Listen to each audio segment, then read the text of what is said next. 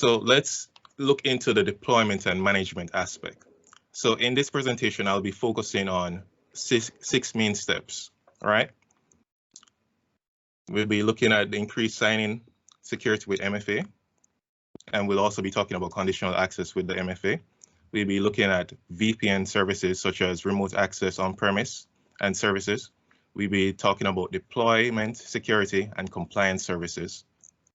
We'll also be looking at the various endpoints that we can utilize to ensure that the user devices are secured, right?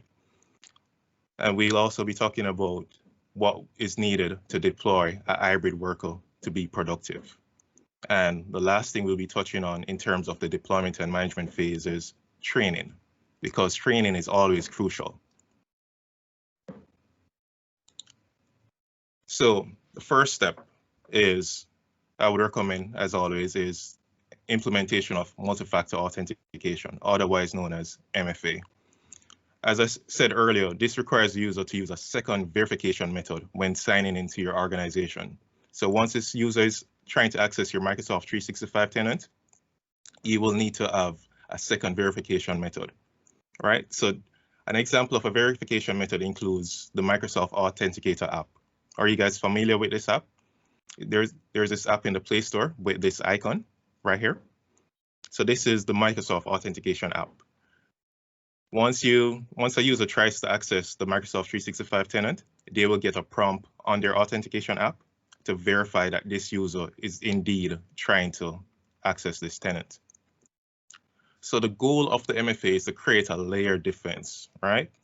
This makes it more difficult for an unauthorized person to access the device or your system or your information. So always keep multi-factor authentication in mind when you're implementing an hybrid environment. Step 2 is to provide a remote access to on-premise apps. All right. So you need your remote workers to be able to access your on-premise app, right? So there are several ways to set this up. You can use remote access VPNs, and the VPN stands for Virtual Private Network. So this VPN will give the users a secure connection from their location. So this user could be on the beach relaxing, but they got a call that they need to join a meeting or send an email or update a system. So this user could be at the beach, bring up their system, log into their VPN, ensure that there's a secure connection between their location and the on-premise location, and get work done. So for the VPN, you need to configure split tunneling, right? Split tunneling is a VPN feature that divides your internet traffic and send some of it through an encrypted virtual private network, while the other is sent through an open area, right? So for example, if you're sending confidential information, like if you're trying to authenticate, enter your passwords, or that would be on an encrypted area. Another thing that you could do is, another alternative is you could use a Windows Virtual Desktop. So this Windows Virtual Desktop is sitting on Azure, right? And so it's just like having an actual desktop, but it's just virtualized. So this desktop, you could access it anywhere. And this will give you access to your on-premises apps, your web apps, and so forth. Another thing that you could utilize is an Azure point-to-site VPN as an alternative for remote access VPN. Step 3. So this is those two are very crucial, but this one is extremely crucial. You need to deploy security and compliance features, right? To improve security, we recommend using sign-ins, app protection policies, group memberships, and permissions to control access to apps and their data. All right, so always keep these things in mind. Secure sign-in, app protection policy, group membership. So ensure that users are assigned to their correct groups and always constantly audit their access, always constantly audit the membership, their permissions, and their controls, all right? How can you achieve this? You can achieve this by utilizing a tool called Microsoft Defender. So Microsoft Defender ATP, or Advanced Threat Protection, along with Office 365 ATP, helps you to protect devices and online data. So this is a very useful tool that you could utilize. What are you protecting against? So there's a thing called insider risk, right? So usually I'm sure you guys are familiar with the term risk, and we know that we cannot eliminate risk. So our duty is to reduce it as much as we can. And sometimes risks are not always coming from the outside. It's not coming from an external user. Sometimes these risks are us, the insiders. All right.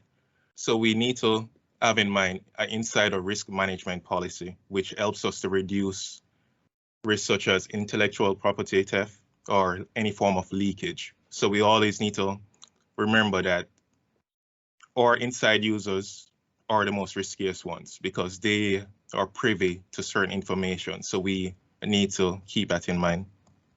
So to maintain compliance, your internal policies and data regulations, you can categorize data with a thing called sensitivity labels, right? So once you assign sensitivity labels to your data, based on the labels assigned to it, you can apply a control to meet this, all right? So once we create the sensitivity labels, we use a data loss prevention or DLP policy to communicate how to, the DLP will aid us in communicating what is happening in our environment and aid us in preventing offensive and inappropriate stuff happening within our environment.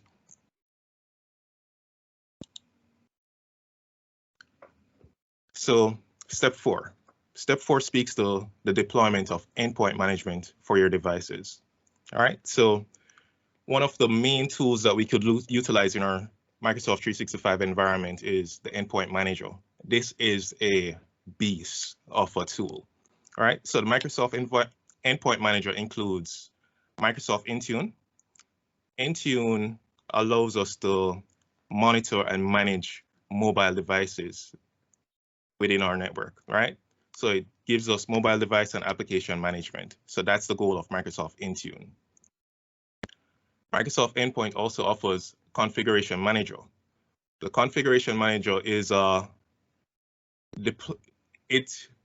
it handles our deployment of software packages of our on-premise devices. So if, for example, if you're looking to roll out a patch or you're looking to do any form of software updates, that's what the Configuration Manager will do for us, right? So the Microsoft Intune manages the mobile devices and applications, while the Configuration Manager looks on the deployments of software packages, right? The Co-Manager, on the other hand, this is it manages devices on-prem, so it's for devices on premises and also for the cloud, hence the name Co-Manager. The Desktop Analytics, this tool right here, the Desktop Analytics prepares your Windows systems for, it analyzes and see what's missing, what updates it needs. It gives you various feedbacks, hence the name analytics, right? While the Windows Autopilot right here, the Windows Autopilot helps you to set up, reset, repurpose, and recover your Windows devices. So if your system suffered a crash or a malfunction, the Windows Autopilot will assist you in addressing this. So it helps you with the setup, it helps you with the reset, the repurpose, and the recovery of your Windows machine. All right, so I'm still speaking on the deployment of the endpoint, but I'm more looking on now the Microsoft Defender for endpoints, right? So Defender for endpoint uses the following combination of technology built into Windows 10 and Microsoft robust cloud services: endpoint behavioral sensors, cloud security analytics, and threat intelligence. These are the three main things it's focused on. All right, so what is meant by endpoint behavioral sensors? All right, so this is embedded within your Windows operating system, all right? These sensors collect and process behavioral signals from the operating system, all right? So it processes the signal that the operating system generates, and then it sends this data to your private, isolated cloud instance of the Microsoft Defender for endpoint, all right? So the sensor is embedded onto each device, and it communicates with the cloud instance of the Microsoft Defender. The cloud security analytics, this is where we leverage big data, device learning, and unique Microsoft optics across the Windows ecosystem, right? So such as, Office 365, online assets, behavioral signals are translated into various insights, because that's what it's offering, cloud security analytics, right? So it provides us with insights, detection, and it also provides recommendation on also respond to these advanced threats. Then we have the threat intelligence. So endpoint behavioral sensors, cloud security analytics, and the third one is threat intelligence, right? The threat intelligence is generated by Microsoft hunters and Microsoft security teams. So there's constantly research being done. There's constantly reviews being done out there by Microsoft to be ahead of all these threats, to find out what's new out there, what's going on, right? So with this enabled within your environment, you're on track to monitor any new advanced threats that come your way.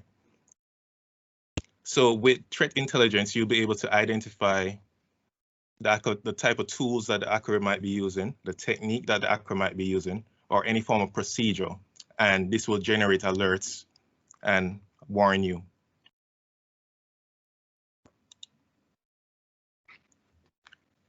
So threat intelligence and vulnerability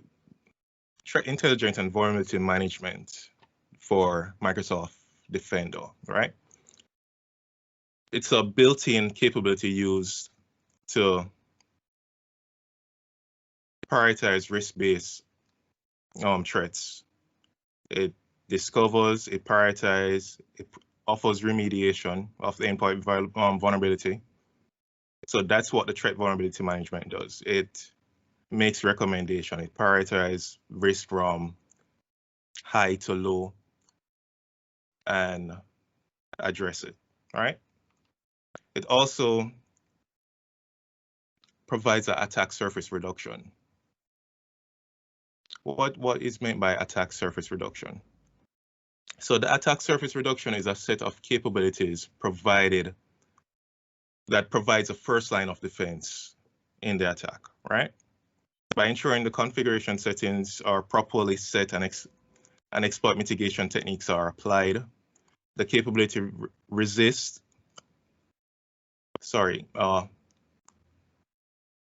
the attack surface reduction is a set of capabilities, right, that provides mitigation techniques, right, to reduce your attack surface. Yeah, that's the best way to put it.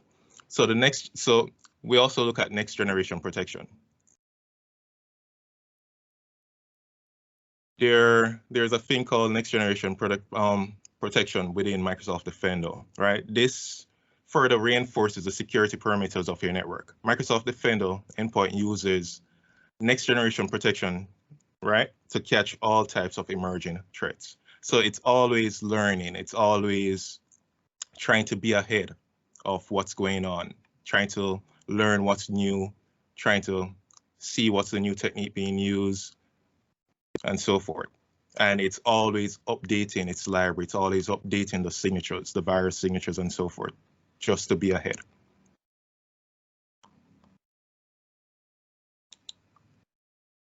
All right, so let's talk about, so that was step 4, where we spoke about endpoint, the deployments of endpoint systems, right? Step 5 is where we talk about the deployment of productivity apps and services. So in step 5, for the remote worker, there are various productivity apps and tools that the remote worker will need, right? They will need to, so the fact that they're remote, we can still have business as usual. We can still have meetings, right? So we can still meet, we can still chat via Microsoft Teams, right? We can still manage our new contents with tools such as SharePoint and OneDrive. So we can co-author stuff. We can, so for example, right now, I could be working on a document and Marcy could be supporting me by reviewing it or co-authoring it, right? So that's a capability of hybrid work, all right? So we're also able to manage emails, calendars, and tasks with Exchange. So we can use Exchange Online to manage our emails, calendars, and tasks. And so we can use either the locally installed versions of the Office apps with Microsoft 365, or we can just use the web. So the possibility is endless where hybrid work is concerned. So the final step, so I indicated that there were 6 steps, right? So the final step is to train your remote workers. This is really crucial. So you need to make sure that they understand proper sign-in procedures. This is very crucial. They need to understand the risk associated with not signing out if they're not utilizing their sessions, or the risk of not having multi-factor authentication enabled. So we need to let them understand proper signing procedures, right? Another thing that you need to let them understand is how devices and app policies can block their access. So if they're trying to access your network using a particular device that it's not up to par or it doesn't meet your organization standards, they need to understand the reason why they're being blocked, all right? Another thing that they need to be aware of is the security and compliance features of Microsoft 365, all right? So this is something that we can offer them. We provide modern workshop training. We can tailor various trainings for your users. So keep that in mind. Another thing that you need to train them on is how to use Teams, Outlook, SharePoint, and OneDrive for them to be the optimal performer for their remote work.